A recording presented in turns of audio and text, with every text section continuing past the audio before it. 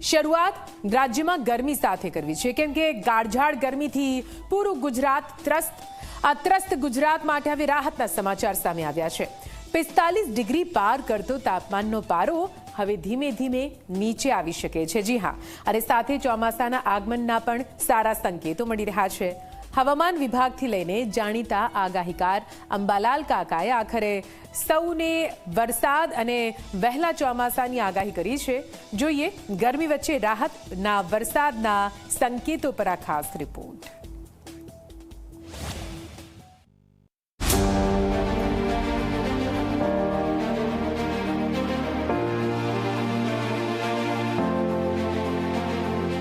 આ વખતે ઉનાળાએ ગુજરાતમાં જાણે કાળું કેર વર્તાવ્યું છે।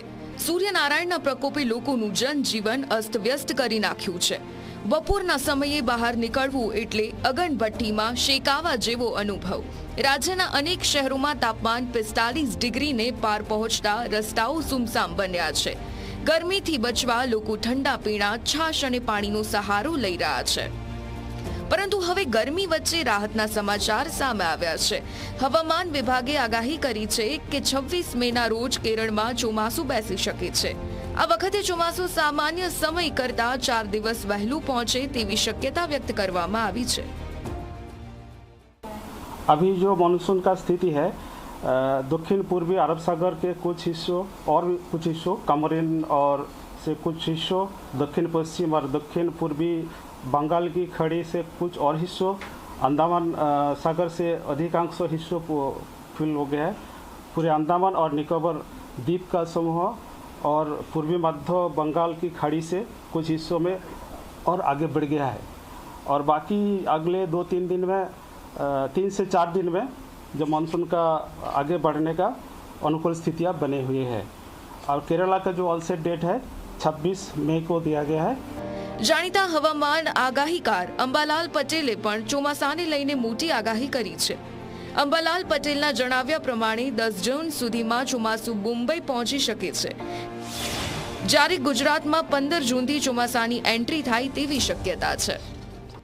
પ્રી મોન્સૂન એક્ટિવિટીની ગતિવિધિ અરબ સાગરની જે સિસ્ટમ છે તે પશ્ચિમ ઘાટ તરફ ધીરે ધીરે આગળ વધતા મુંબઈ, મહારાષ્ટ્રના ભાગોમાં 100 mm જેવો વરસાદ થવાની શક્યતા રહે છે અને દક્ષિણ ગુજરાતના ભાગોમાં 50 mm જેવો વરસાદ થઈ શકે અને ત્યારબાદ લગભગ દક્ષિણ સૌરાષ્ટ્રના કેટલાક ભાગોમાં 1 ઇંચ કે તેથી વધુ વરસાદ થઈ શકે, કેટલાક ભાગમાં ઓછો પણ થઈ શકે। પશ્ચિમ સૌરાષ્ટ્રના ભાગોમાં પણ પ્રી મોન્સૂન એક્ટિવિટીનો વરસાદ થવાની શક્યતા રહે છે। તો 19 થી 24મી મે વચ્ચે ગુજરાતમાં પ્રી મોન્સૂન એક્ટિવિટી સક્રિય બનવાની શક્યતા છે।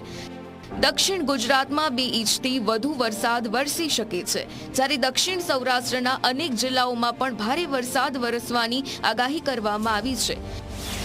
ભાવનગર, અમરેલી, બોટાદ, જૂનાગઢ, દ્વારકા, પોરબંદર અને જામનગરમાં પણ ગાજવીજ સાથે વરસાદી માહોલ સર્જાઈ શકે છે।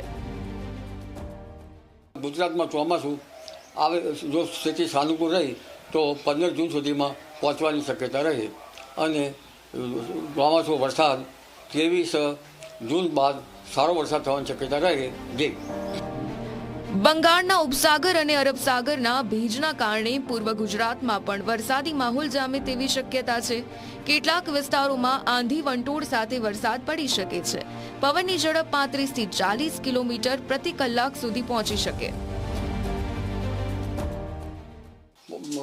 બંગાળ ઉપસાગરના ભેજના કારણે, અરબ સાગરના ભેજના કારણે પૂર્વ ગુજરાતના ભાગોમાં પણ પ્રી મોન્સૂન એક્ટિવિટીનો વરસાદ થવાની શક્યતા રહેશે।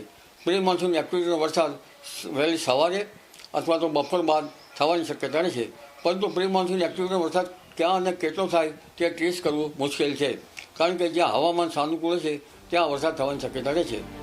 બીજી તરફ હવામાન વિભાગે ગરમીને લઈને પણ રાહતના સમાચાર આપ્યા।